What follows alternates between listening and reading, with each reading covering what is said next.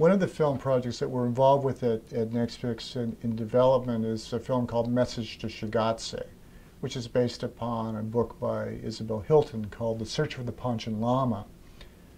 This particular story is about the selection process for the Panchen Lama that took place back in the early 90s.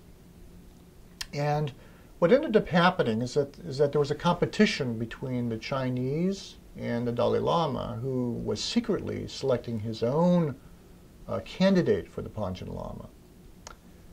That candidate ended up being arrested at the age of 6 and has been imprisoned to this day. And some people think he's alive, some people think he's dead. We don't really know. But I would say that regardless, this issue is core to reconciliation between China and Tibet.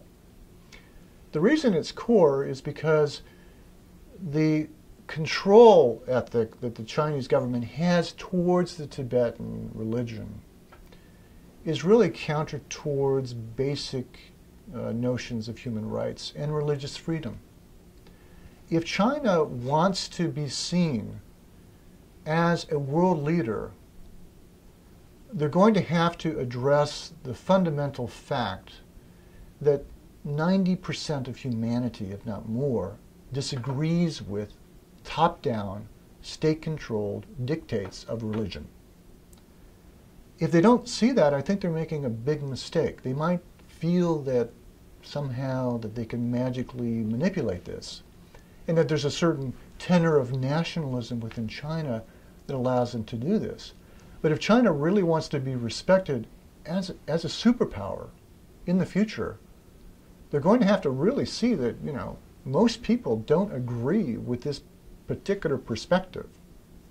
They need to allow the Tibetans to have their own freedom of choice regarding their religion. That includes bringing the Dalai Lama back to Tibet. That includes selection of the Panchen Lama as they see fit. If they don't do that, it's just obvious to people outside of China, and many perhaps inside China, that this is not a worldview that is appropriate for a superpower, for a power that really wants to influence the world moving forward into the future and perhaps take the mantle of world leadership. I don't think most people would agree with that.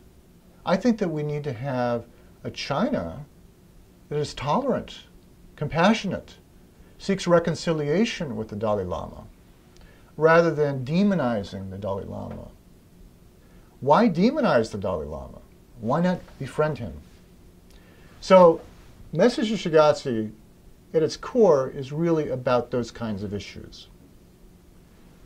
Can you have a superpower, or a superpower waiting to be, or that's in the wings? How can you have a country pretend to be of that caliber when it doesn't understand the fundamental issues of religious rights and human rights, which most people on this planet, I think, would agree with? So, in my humble opinion, it would be great if China could reconcile with the Dalai Lama, bring him back to Tibet, invite him back to Tibet, resolve the Panchen Lama issue. Allow for the Tibetans to choose Panchen Lama in the way that they see fit and to worship and conduct their religion in the way that they see fit. That is the way to be a superpower, not the way they're doing it now. And I think the sooner that they realize that, the better off we'll all be.